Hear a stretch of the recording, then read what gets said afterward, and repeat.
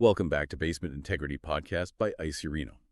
In our last deep dive, we explored more space below with IcyReno's basement lowering expertise, which was great, and actually it sparked a ton of questions about, well, what comes next.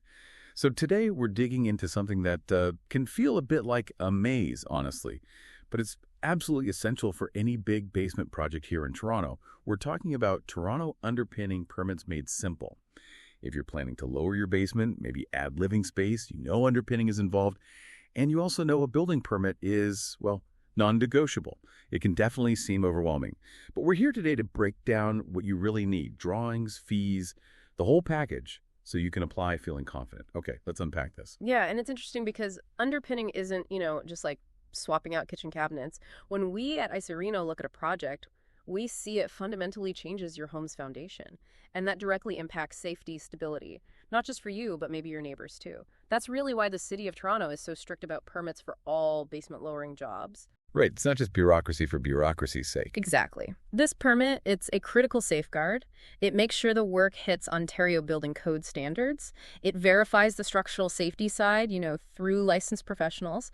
And it lets city inspectors sign off on each stage. Okay, that makes sense. Inspections are key. Absolutely. And it gives you crucial legal protection, especially if you decide to sell later on. Without that permit, you risk stop work orders, potentially big fines, and just serious headaches down the road. Headaches nobody wants. Definitely not. So it really boils down to peace of mind, right? And protecting the value of what's likely your biggest investment. Protecting your property, your wallet. Precisely. Long-term value and safety. Okay, so people get why it's important. Let's get practical. Before you even think about hitting submit on that application, what exactly do you need lined up to avoid those frustrating delays we hear about? Yeah, delays are usually down to missing or incomplete information. That's the biggest roadblock, honestly.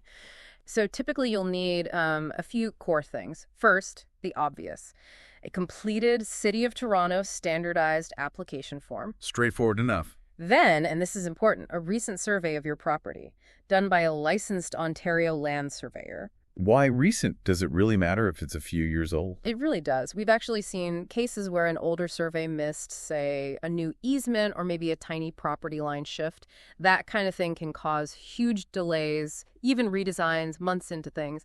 You need the current legal picture of your land. Gotcha. Current survey. What else? Detailed architectural drawings. These show the proposed lowering foundation changes, prepared by a qualified designer, architect, or engineer. And a little tip here, double check they're clear, properly scaled, meticulously labeled. It saves time. Okay, architectural. And then the structural ones. Right. The structural drawings. These must be stamped by a licensed professional engineer in Ontario, P.ing. They show all the underpinning details, the reinforcement load-bearing walls. Basically, the engineering backbone. That sounds critical. It is. A common slip-up is not having enough detail here. Yeah. That leads to back and forth with city engineers because maybe a connection point wasn't fully explained. Makes sense. What about costs? Permit fees, yeah. They vary by project size.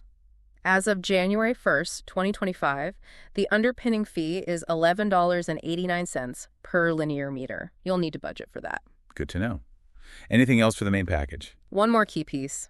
The commitment to general review form. This isn't just checking a box. It's a formal agreement saying a PA or an architect will do site reviews during construction. So they check the work as it happens. Exactly. They're the independent eyes making sure what's built matches the approved plans. It's a huge layer of protection for you, the homeowner. That's a solid list. But, city stuff can be tricky. Are there other forms, maybe less common ones, that could pop up and catch someone off guard?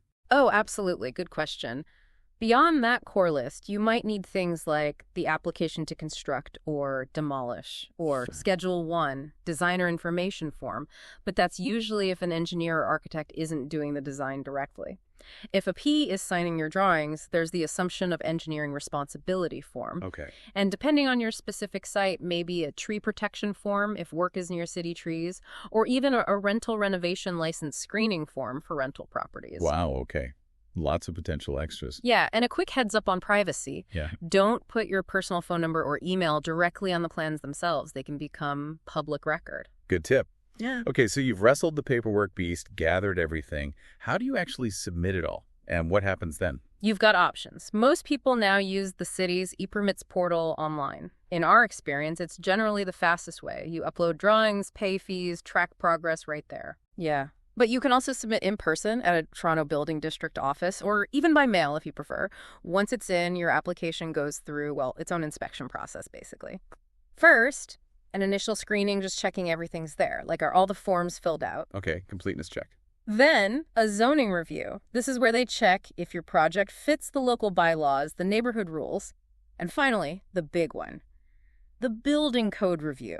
City engineers go through your plans with a fine-tooth comb. They check structural details, safety, basically building it on paper. See sure it meets the code. Exactly. If it all checks out, boom, you get your permit. You can legally start digging.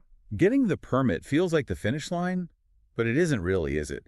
The inspections during construction seem just as important. Oh, they are absolutely critical. Skipping required inspections is a really common pitfall. We see it happen. Once you start work, you have to schedule city inspections at specific milestones. Like when? Typically, after the first section of underpinning is done, then before you pour the concrete, also after the waterproofing goes on, and then a final inspection when everything's totally finished. And if you miss one? Uh-oh. That can lead to stop work orders. Or having to dig up or take down work to show the inspector what they missed. Very costly. Very frustrating. Definitely want to avoid that. Mm-hmm. Okay, this sounds like a lot. A lot for a homeowner to manage on top of everything else. Is it realistic to DIY this permit process, or is getting professional help almost essential? That's a fair question, and honestly, that's where experienced pros really make a difference. You can apply yourself, technically, but most homeowners find it much smoother to partner up. You need a structural engineer for those stamped drawings anyway, often an architect or designer for the plans. And underpinning contractors like us at IcyReno, we live and breathe this stuff. We know the construction and the permit maze. So that collaboration speeds things up. Definitely. Our experience shows it can shave weeks, sometimes even months, off the approval time, because a clean, complete application sails through much faster. Timelines can range, maybe 2-4 weeks for a perfect application. But if there are issues, revisions needed, it can easily stretch to 6 to 8 weeks or even longer. And common mistakes to watch for. Oh, yeah. Submitting drawings without the engineer's stamp, that's a non-starter. Using an old survey, like we mentioned.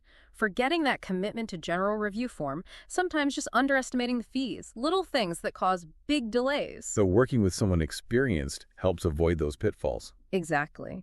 At IcyReno, helping homeowners through these exact steps is part of what we do every day. From getting those engineer-sealed drawings right, coordinating inspections, making sure everything leads to that safe, dry, finished basement, we handle the details so you stay informed, protected, and the project stays on track. Underpinning is serious structural work, absolutely. But the permit process doesn't have to feel overwhelming when you have the right support. Okay, so wrapping this up, what's the big takeaway for our listeners? Getting that Toronto underpinning permit might seem really technical, maybe even a bit intimidating. But fundamentally, it's all designed for your peace of mind, isn't it? It really is. It's about your home's safety, the stability of structures around you, and honestly, protecting your wallet long term. Yeah, thinking bigger picture. You're not just renovating. No, you're investing. Investing in a safe, smart, lasting foundation for your home, securing its future. Well said. And if you do want help navigating all these requirements, or maybe have us manage the whole permit package, we'd absolutely love to support your project right from the blueprint stage to that final dry basement. You can always reach us directly for a free consultation. The number is 647-454-6600. We've been doing this, building trust with homeowners in Toronto, Etobicoke, Scarborough, since way back in 2009. Yep, give us a call. Thanks for tuning in to the Basement Integrity Podcast by IcyReno. We hope this deep dive made a complex topic feel a little simpler.